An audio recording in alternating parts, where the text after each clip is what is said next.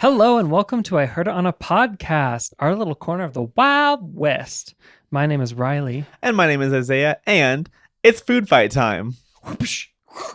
But not that. No, we need a disclaimer for that noise. Yikes! Not that kind of food fight. It's a mental food fight. Oh, I don't know why I'm telling you this because you know. Right. It's a mental food fight. We are discussing and definitively deciding what is the best cuisine. Mm-hmm. So we'll be pitting Mexican against Italian, against French, against American. Mm-hmm. And feel free to ask for clarification at any point. I think that there is some flexibility. For example, pizza. Is pizza an Italian food or American food? Both in different ways. Yeah. We'll have to talk about that. Yeah, which is fine. I don't think every food has to only be in one nationality, food nationality, cuisine, whatever. Characterization. But it's a bracket. You know how it goes. Two people fight. They move on to the next round. Then they fight, and we'll eventually find the best food cuisine in the universe. And we all know that you come here for us to make your food decisions for Officially the best food cuisine. Yep. That's the name of the episode. Beautiful. First up, our first showdown in the Northeast. Chinese food versus Northern European, excluding Great British. Okay, so there's 16 here, and I had to group some together and also say get creative a little bit sometimes too. So what I mean by Northern European is like Denmark and North. So like Sweden, Norway, Finland. I guess you could say maybe like Western Russian food. Okay. Maybe like the top of the main continental Europe too. But I think of this as being a lot of like seafood, fish, some specific like root vegetables. Mm-hmm. I think parsley is commonly used a lot. Can you picture what I'm talking about, at least enough to make a judgment? Yeah, like okay. The first thing that comes to mind when I hear Northern European food is lutefisk, I think is what it's called. Okay. Is it pickled herring? Yeah. And how do you feel about that? Bad. I feel very bad about that. Everything that I've ever eaten that's like Norwegian or Swedish is like pickled or fermented or like rotten or something just like kind of bizarre. Rotten. Like, well, they've got to preserve their food somehow. They got long winters. Right. And I think it's just interesting that, America used salt and everything is just salty. Like salted meat was like the thing in the 1800s, which is much less healthy than vinegarized fish. But, right. Or fermented. Fermented stuff is like healthy for you. Exactly. So I do think it's healthy and nutrient dense and like will beef you up for the winter, but it doesn't taste good. And I can't think of anything that like I love in that cuisine, but I can think of a lot of Chinese food that I love. Yeah, and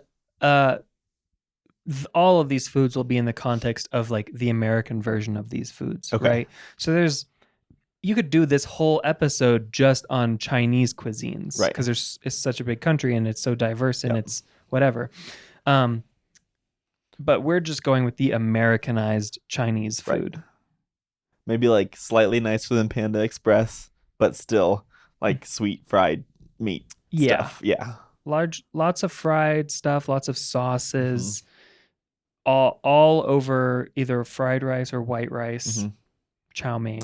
I'm getting hungry from talking about this. I think we know what's moving on. Obviously. It's Chinese food. Yep.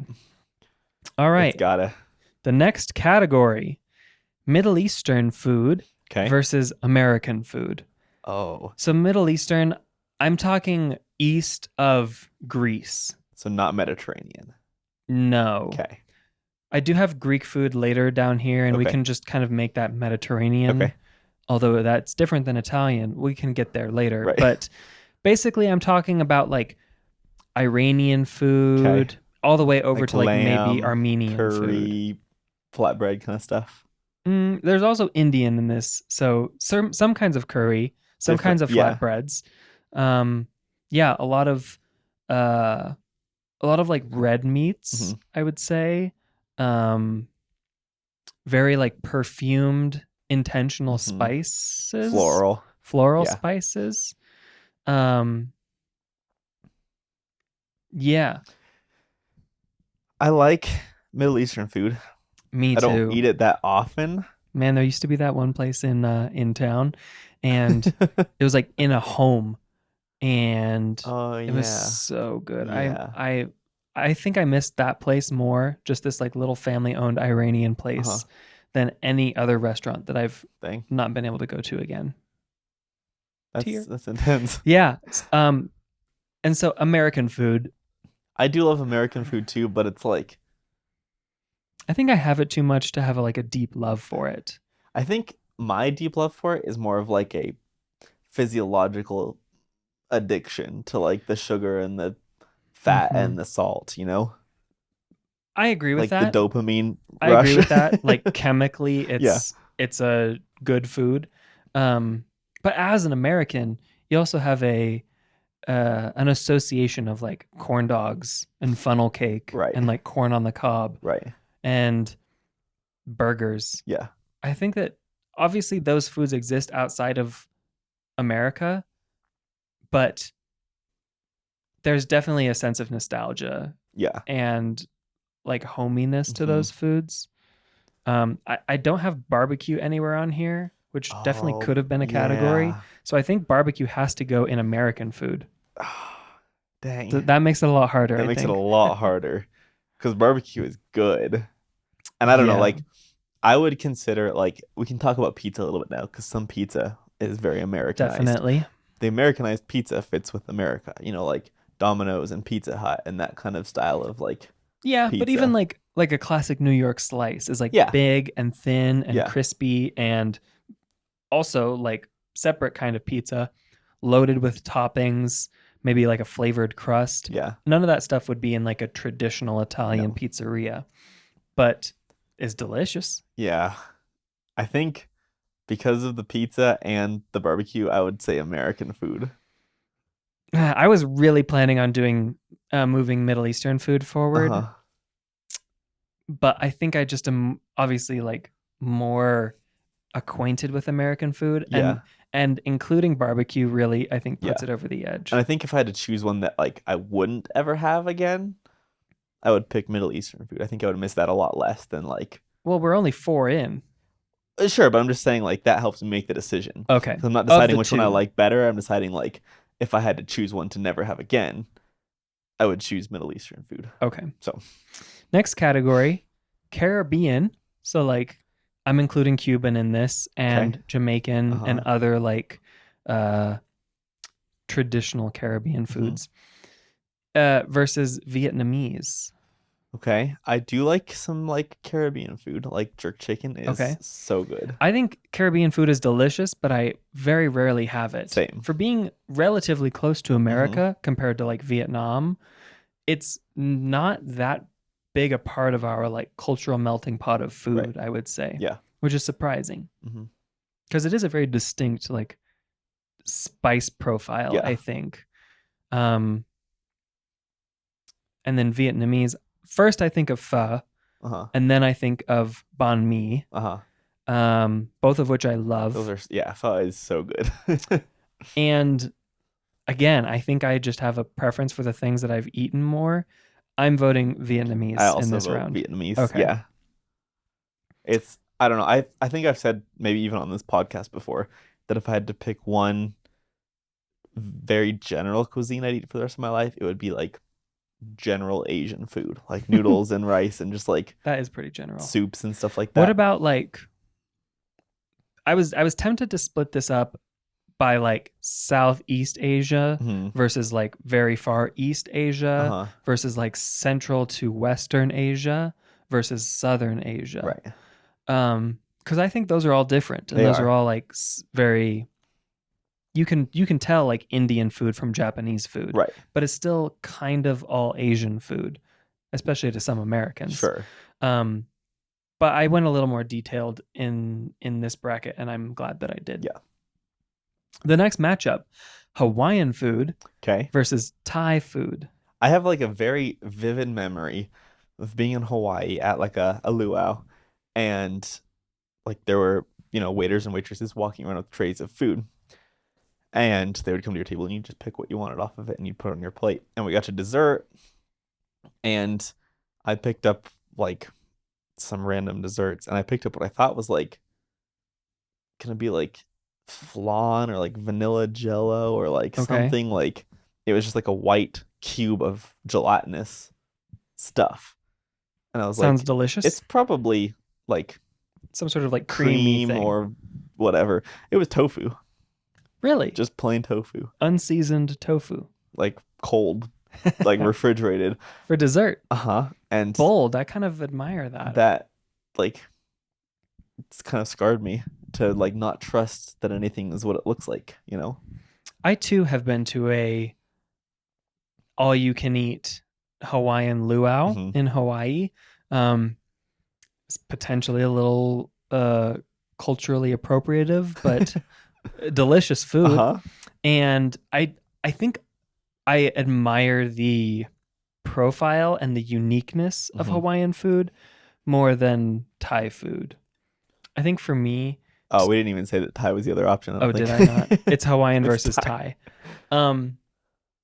Again, cultural bias, but I think for me, Thai gets lumped in with other Southeast Asian cuisines, and Hawaiian food is pretty distinctive to me, probably because they were like not very like contacted, or like there wasn't a lot of trade happening in Hawaii until more recently than some other places. Yeah. And so I'm voting Hawaiian. I do love like pineapple and like pork and like glazed like meats. Yes. And they eat plantains in Hawaii. I like plantains. I think they do. Yeah. I also think of, is it pua? That's that like purple root that they make into like bread and desserts. And that's pretty Purple good. rolls are fun. Yeah. Yeah. I do like that. I love Thai food though. It's gonna be hard for me because like pad Thai is like one of my staple foods. Like one of your top 5 foods. I'd say. And there was a while when I'd eat it like once a week easily, if not, 2 times a week. And I would go to the Thai restaurant and I would spend like $24 on pad Thai and boba, and it was just so good. But man, that combo of pad Thai and boba is so good. Like we went and got that relatively recently. Yeah, I would say when we're eating together, Thai is very frequently at the top of the options list. Yeah. Man. So I think for me, for everyone, food is so emotional.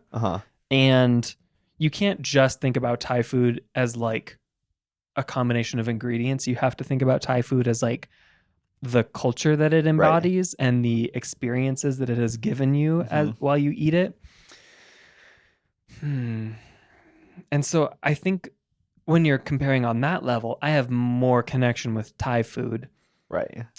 But that's just because similar to Caribbean food, there's just not as much Hawaiian food in America, small town America, as there is Thai food. Right. Like we could probably within a half hour get to like 4 Thai restaurants right now. Easily. Probably more like 12. Okay. And there used to be one Hawaiian place in a town near us, but it's closed and I don't know of any others. Yeah. So it's just kind of, I think that influences me as like the accessibility of the food. Yeah, because we can get Thai anywhere, and we have gotten Thai anywhere. And generally, all Thai restaurants are good. We've talked about this. I don't know if we talked about it on the podcast or not. I think we maybe just talked about it offline. But how the like government of Thailand would subsidize like Thai restaurants to like be a cultural representation of the country to kind of boost tourism. I think that's amazing. And so they would basically offer like 4 different franchise options they would subsidize, and you would go and you could like start this restaurant in a city. And so that's why there's so many Thai restaurants everywhere. Yeah, I So remember that that now. is another thing for me that's kind of a plus. It's just like they're everywhere. It's like a network of all of these restaurants pointing back to Thailand. And it's obviously geared towards Americans, but Right. it's largely supported by like the Thai culture, Right. which I think is kind of cool. Yeah. Man, this is a Plus tough one. boba, you This is know? a harder one than I thought it was going to be. Yeah. I have more recently fallen in love with boba. It's It really was good. like kind of meh to me in high school and college, Uh-huh. but now I'm like, that's pretty good. You get a Yeah. delicious drink and a snack at the bottom. It's really It's a good. good combo. Uh-huh. And if you're eating spicy pad thai, you get the milk to kind of like cool your taste buds off. Okay, fine. I'm voting Yeah, Thai. there it is. Thai food. All right. Uh, Next matchup, Greek food. okay. We'll just call this Mediterranean Okay. food compared to traditional French food, Okay. which is like kind of hard to define, but Mhm. I would say you could more, if you wanted to just more generally lump that all together, you could say like classical uppity European Mhm. food. Yeah. Um but not all French food is uppity. A lot of it is like comes from the peasants and the You're working thinking of class. ratatouille. I'm actually thinking of the Julia Child autobiography that I Oh. recently finished reading. Um, so, all that to say, I really love cooking. Uh-huh. And in America, partially because of people like Julia Child, French food influences American technique and um, history, probably more than a lot of other Right. countries. Not because there's more like French immigrants in America, but it is interesting. Like the number of German immigrants in America is, I think, one of the highest immigrant populations, at Right. least in the whole history of America. But the influence of German food is, I think, more subtle Mm-hmm. than the influence of traditional French food and techniques. Yeah. All that to say, I love a gyro. I do love a gyro. I'm torn because gyros are great and like Mediterranean food is great. But I think like something I've noticed personally and like my taste is that I don't love savory tangy things. Okay. I like if it's like a sweet and tangy or like a tangy by itself or savory, but kind of mixing them I don't love. And so a lot of, Mediterranean food, there's like feta cheese and there's like Tzatziki, like a lot of tzatziki yogurt, and a lot yeah. of like olives. Yep. I think those are all in that kind of category of savory tangy. Right. That makes sense. So that's tough for me. And so if it's, I don't know, I've had some that's more on the savory side and like the chicken comes through and the rice comes through and you get a little bit of the tang, but it's not overpowering. And then I've had some that's like almost sour to eat and it just is like not a fun experience for me personally. So that holds me back there. French food, I love like some parts of it, and other parts of it are like weird to me, And I think that's true about any cuisine, but like croissants are great. Like real croissants, are amazing. Mm-hmm. And obviously, you have like the whole culture of like fine dining and like wine pairings and just all of this like super fancy food, which is Mm-hmm. kind of like an embodiment of the stereotypical French cuisine, I guess. But Yeah. then there's also like escargot and caviar and these things that I don't feel like I don't want to eat, like Okay. so I would probably say like Mediterranean, but it's like 49 to 51%. Okay. Like I could go either way. Here's my conflict. For whatever reason, maybe that's just what I'm craving right now, but the foodie of me wants to vote Greek. Okay. But the cook of me wants to vote French. Okay.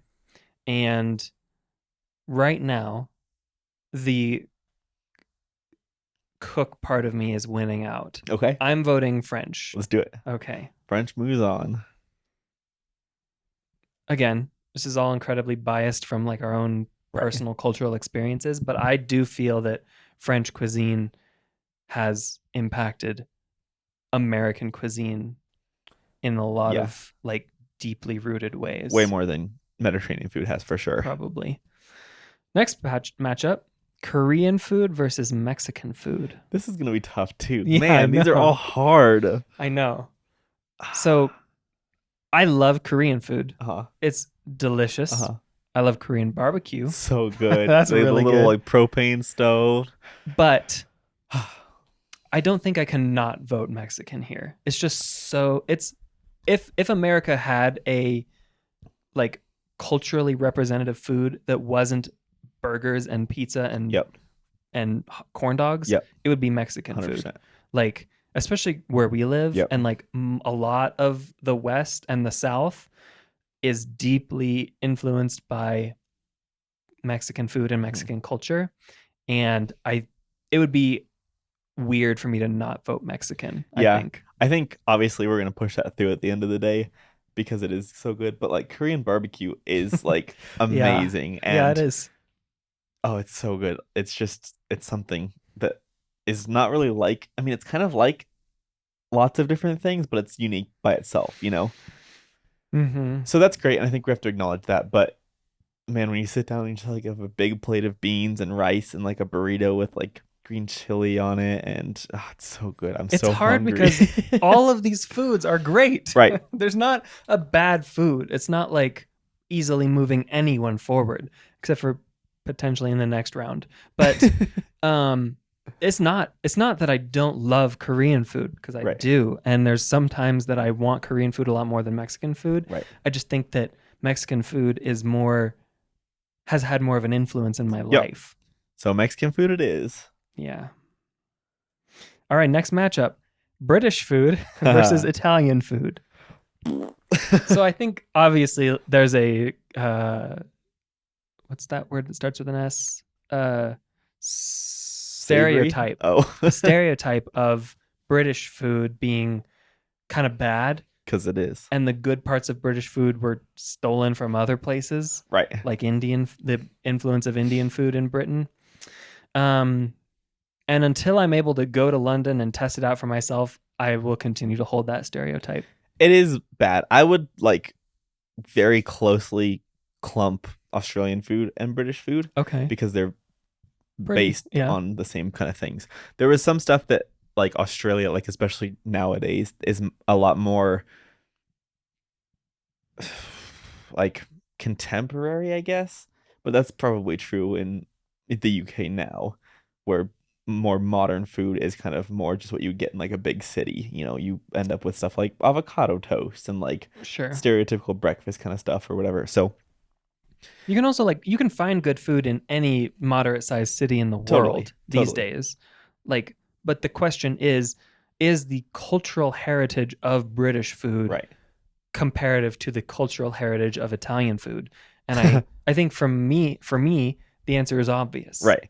No, it is obvious. And I think like the only thing that I actually really enjoy that's in that British food realm are like the like traditional like breakfasts. Sure. Where you get like sausages and like baked beans and like potatoes and like tomato wedges and like lots of random weird stuff.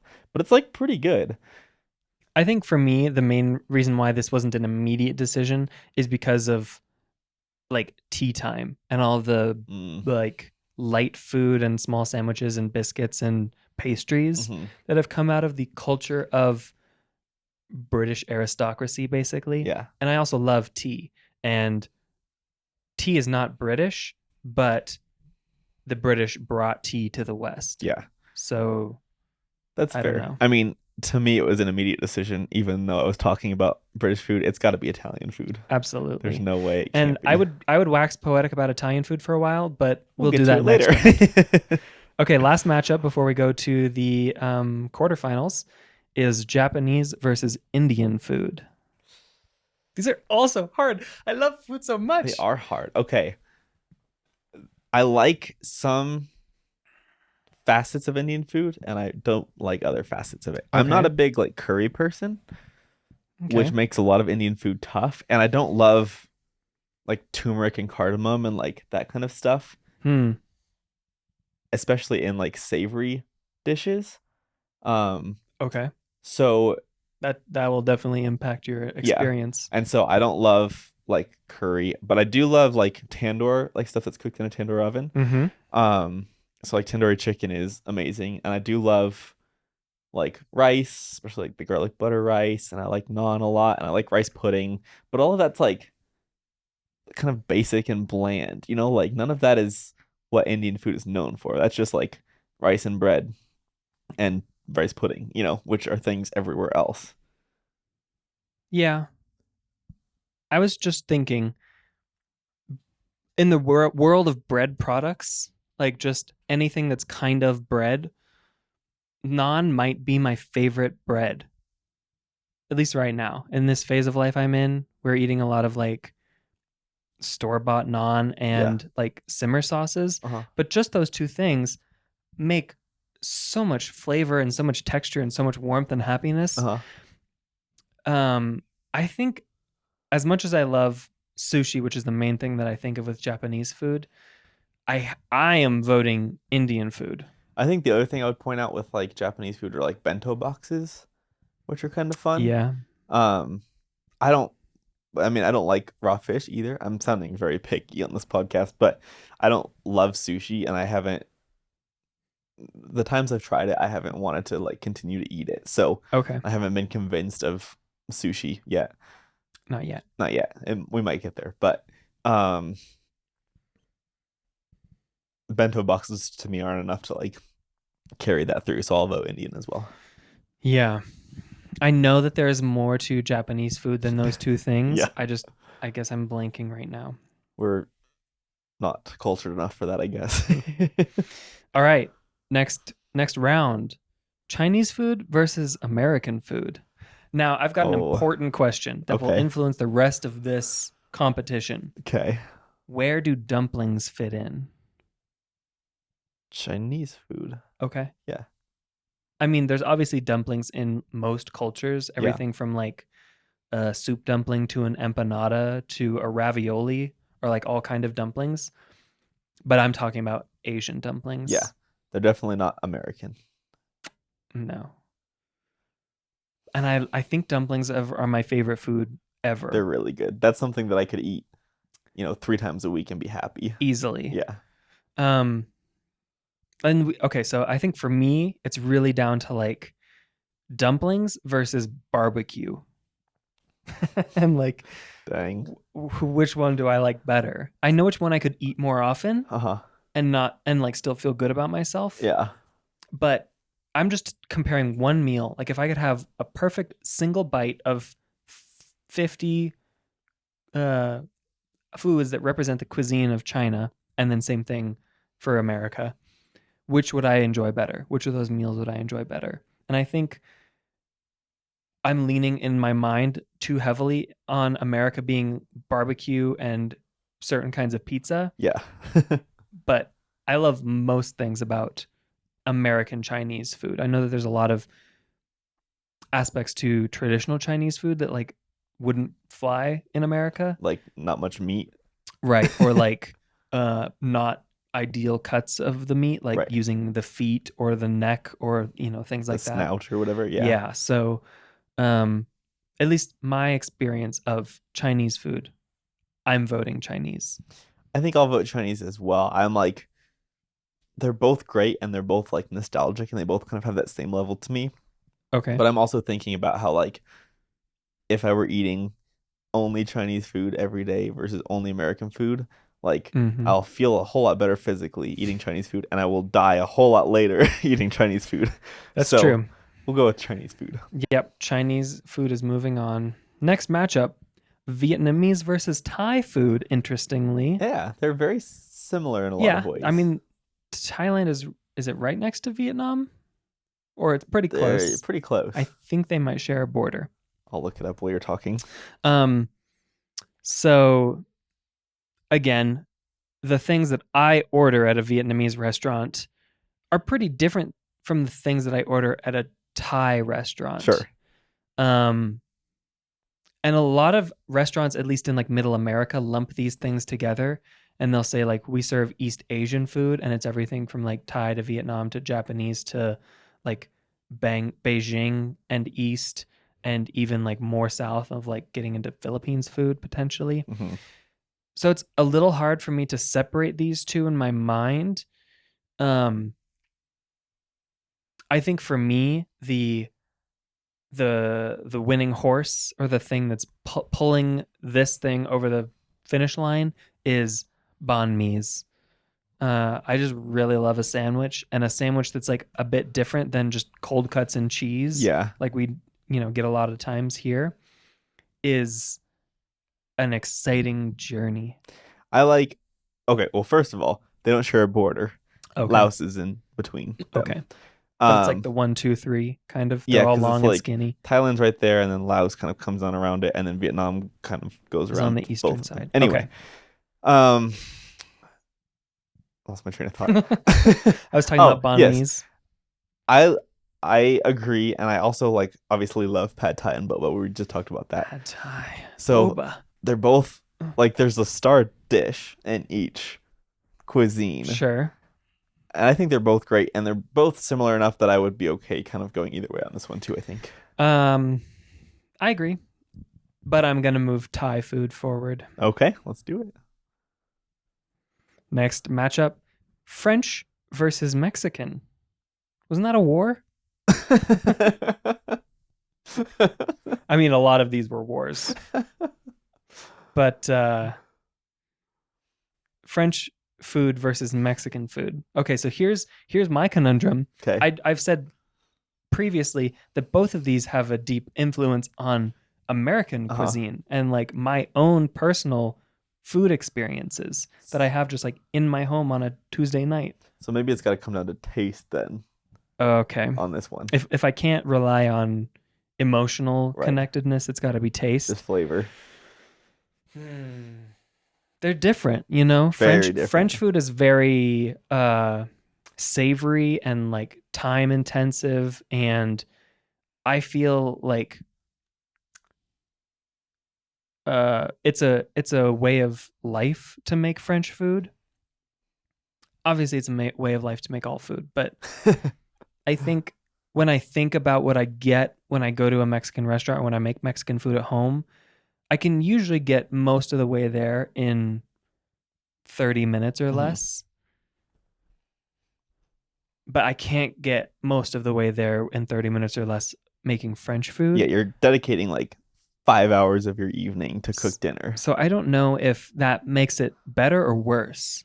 Because arguably there's more developed complex flavors, but you also have to spend hours to make a lot of meals. Whereas that's not true as much with some Mexican food. And if we put it in the context like I did with Chinese food, if at the end of this bracket that food is what you have to eat every day, it's going to be Mexican food. It's easier, cheaper. It's very tasty still, even if it's not like the same level of, gastro science that French food might be. It's still very delicious. It is. You're right that I'm at home make Mexican food at least once a week. And French food I'm trying to incorporate more because I've got some good cookbooks, but it's tough. Yeah. I personally am very strongly on the Mexican side. So if you want me to tip you that direction, we could go there. If we were doing our own bracket, sopapillas, empanadas. If we were doing our own bracket, I would probably put French forward, but it's like only barely winning. Mostly just because I've been like really interested in French food and culture. Recently, but that's not a huge part of my life. So yeah, hypothetically, like if you took all of the culture out of it and you were just given like a cloche with one of each of these under it, and you didn't know anything about countries, that's hard to imagine. But I think it depends on the day. Like, am I feeling something a little more like rich and fatty and flavorful and like deep, or am I craving something that's like very fresh and authentic and diverse? I'm moving Mexican forward. All right, Italian food versus Indian food. This one to me is easy. I really love Indian food. I think that there's it's a very like vast world. Same thing kind of with China. Uh-huh. It's like it's so big that there's whole cuisines within this cuisine, Mm-hmm. which I suppose you can say about Italian food too. But thinking about the American availability and perspective of these foods, like we are with all of these cuisines, Mm-hmm. it's American Indian food versus American Italian food. Right. And I think I might be on record on this podcast saying that Indian food or Italian food is my favorite food Uh-huh. and always will be. So I don't see much of an option. It has to be. It's got to be food. Italian. Eventually, we're gonna wax poetic about it. We'll get there. That's true. It's building up until. Okay. Now we're into the finals. We're deciding the final two: Chinese versus Thai. I'm impressed with how far all of these Asian foods have gotten. This is like exactly what I expected when I saw the original bracket. Like, yeah, these right here, because we've got Chinese, Thai, and then Mexican, Italian. These are my 4 favorite foods. Really? Yeah. Okay. So I think I would probably just personally replace Chinese with I don't know, because we talked about dumplings. Dumplings really do have a lot of sway in my life. It's so hard. This is by far the hardest bracket we've done. Yeah, because I just love all these foods. Okay, but we've got to make a decision, and this episode's getting long. You know how you're not supposed to like go grocery shopping on a empty stomach? Yeah. We probably should have eaten a lot more before we did this. I'm not hungry, but I'm not like stuffed either right now. We should have been full to the point of like food sounding kind of not fun. Because then we would have made more objective decisions. Probably. I kind of like going grocery shopping when I'm hungry because it inspires me to be more creative. It's just expensive. It is expensive. That's how I spend $300 and don't buy milk. Okay. Chinese or Thai food? I'd say Chinese. Why? I think I like a wider variety of things in Chinese food. Okay. That's a good point. Thai food, I like a lot of it, but a lot of it is kind of similar to itself. You know, like a lot of things have the similar profile to pad Thai. I feel that way about Mexican food. Yeah. It's the same like 4 base staple ingredients.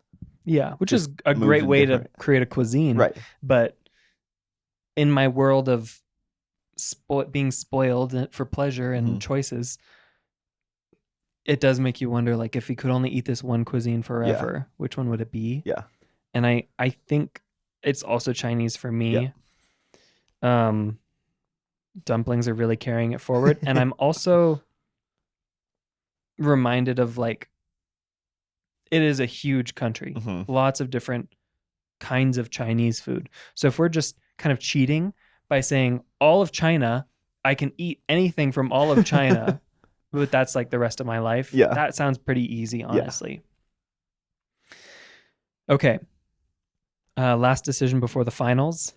Mexican food versus Italian food. This feels like the age-old debate. Seriously. Like when you're in America and you ask someone, where do you want to go for dinner? Those are probably on the short list. Right. You want a Mexican place, you want an Italian place, you want to go get a steak. Right. I don't know. There's not a lot of other options that are in every town in America. Yeah. Yeah. I don't know. This one's tough. I would say we both have probably had some of the best Mexican food that you can get. We live in a good place to get good Mexican food. I don't know.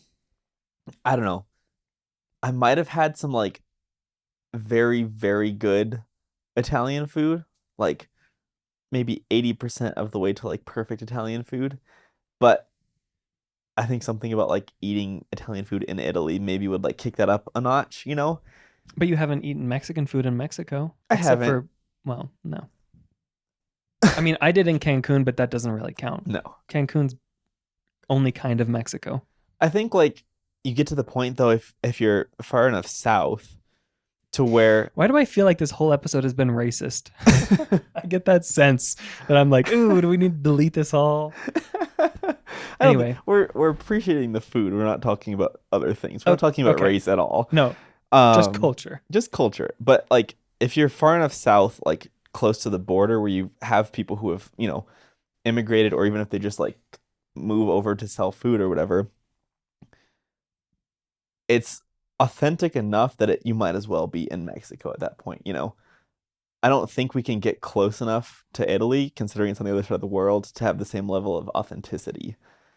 So, well, I think that's why we have to remember that this is the American version. There are countless very authentic Italian American restaurants, from like still currently owned by Italian immigrants. Yeah. And they're so good. And they're like more than cuisine, I feel. Like the Italian food districts of larger cities define more than just their food. Yeah. And I think that there's also something to be said for the like northern Italy versus southern Italy thing, and how most people will agree that that is two totally unique cuisines that are constantly competing. And then we have to also consider the birth of pizza. Pizza and wine. And I don't know if it's the birthplace of wine. Well, no, but that's a part of the It's a big cuisine. part of the cuisine. And I think when you combine the great Italian restaurants in America combined with the great pizza that has been inspired by Italian pizza, that gives it the leg up over for me. I think I would agree. And if we're talking like purely about the Americanized version, I'm picturing like comparing like Olive Garden to like Three Margaritas or something like that.